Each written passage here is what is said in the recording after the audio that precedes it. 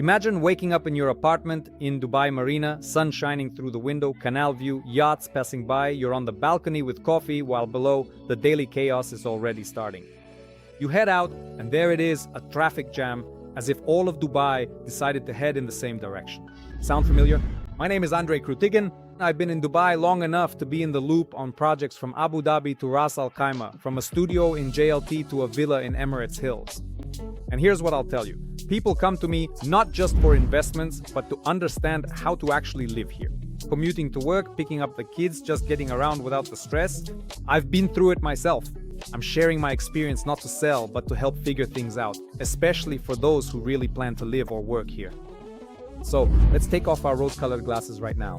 Dubai is not a city where everything is perfect. It's a city that grew very fast, and transportation simply hasn't kept up with that growth. That's normal. It's not because the city is bad, you just have to be prepared for it.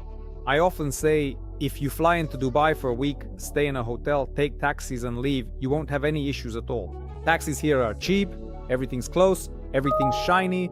The problem starts when you decide to actually live in this city. I've been living here, for example, quite a while now, and every season, winter starts the same way. It feels like every country has flown in here to spend the winter. Cars appear out of nowhere. Neighborhoods that were, well, quite peaceful not long ago simply turn into one big traffic jam. I can compare it to Sochi during the high season. It's the same story there, the same trouble. And here's the first question my clients often ask me. Is it true that in Dubai, you can't get by without a car? And my honest answer is yes, it's true. For now, at least, there is a metro, it's modern and driverless. It opened back in 2009. At that time, it was a global wow project that entered the Guinness World Records as the longest driverless metro. Can you imagine? Now that record is being challenged by other countries, but the problem isn't the quality of the metro. The problem is that the city was originally built for motorists. I'll tell you about a situation now, it's from my own life. I found myself in downtown during rush hour at the Burj Khalifa metro station. Just so you understand, to get into the metro, you have to stand in line for 40 minutes. I wasn't going to do that. I just walked to the next station, Business Bay, because I don't like waiting. That's it. And this isn't an isolated case. During rush hour, the Dubai metro is like an attraction. Interesting, sure, but not always comfortable for you. Why does this happen? Because the city's population is growing faster than the infrastructure. Very quickly. Officially, over 4 million people live here according to their ID cards. And every day, people from neighboring Emirates and tourists come here too. And the growth continues. And this brings us smoothly to the second question I'm often asked. Why are there such traffic jams if the roads are wide and everything is new? And here I like to compare Dubai with Sochi. I worked in Sochi and moved there after the 2014 Olympics, at the moment when a large number of people suddenly flooded in. At first everyone was happy, then they started sitting in traffic jams, started getting angry, and only just now are plans, projects, bypasses and interchanges appearing. That is first the people and then the infrastructure. In Dubai right now, it's exactly the same situation as in Sochi. The city is growing, people are arriving, neighborhoods are appearing before our eyes. Where there was desert yesterday, today there's a construction site, tomorrow people already live there, and all these people get into cars, public transport. So far, public transport doesn't cover, the city like it does, for example, in Moscow. In Moscow, the metro is the city's skeleton, the circulatory system of vessels and arteries. In Dubai, not yet. It's currently just one long artery along the sea. Not bad and not good. It's just a fact. The third question is the most important, especially for investors. And what's next? Do they even plan to do anything about this, or will they just leave it as it is? And this is where the most interesting part begins, because they really are doing something. Not quickly, not perfectly, but they're doing it. For example, since 2025, they've been actively building an additional blue metro line. This new line should connect the Creek and Silicon Oasis districts where the metro never reached before. That is, construction is in full swing. Already 12 to 15% is ready. By the end of the year, they promise to have 30% done and will open this station in 2029. More precisely, this metro line.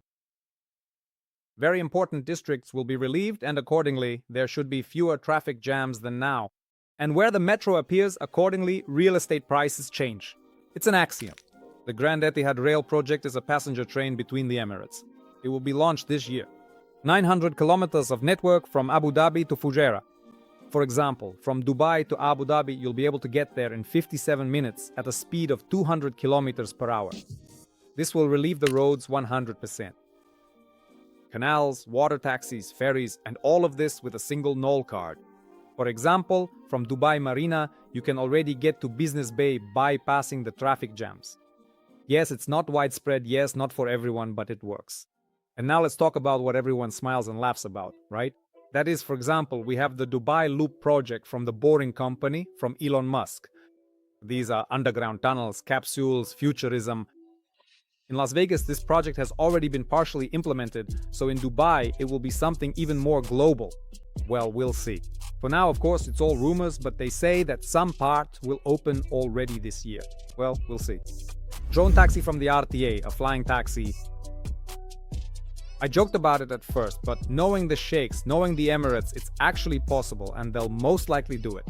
These will be drones flying from building to building, which should help ease the traffic, but whether it'll be widespread, we'll see. It's unclear for now. And here's an important point. Dubai used to chase records. The biggest, the tallest, the longest. Now, the focus is gradually shifting toward comfort. Anyway, even though Dubai ranked in the top 5 globally for road quality in 2025 and holds the top spot in the Arab world, there are still major traffic issues during rush hour. But if you compare it to Moscow, for instance, based on congestion data, Moscow is in the top 10, while Dubai is in the middle of the rankings. So there's room for improvement. As they say, things aren't so bad with our transport here. On the other hand, Moscow's metro runs like clockwork. The network is dense and people are used to walking or using scooters, but here everything is spread out and it's hot. Sometimes you feel, well, truly trapped. But keep in mind, Moscow's been building its metro for 100 years, Dubai for less than 20. But what's great is that the potential here is massive. The country has plenty of money, a good head on its shoulders, and a forward-thinking mindset. They don't wait for things to fall apart. They invest huge sums right away. For example, in 2025, they launched 67 road improvements. Can you imagine? This year, just as many are expected. Intersections are being widened and school zones are being improved. So if you're driving, just bear with it for now. But alternatives are slowly growing. The metro, ferries, and soon they'll launch drones into the sky. And if you want to stay updated on how Dubai is changing, from roads to new districts, subscribe to the channel. We share real stories here, along with insights, tips, and life experiences.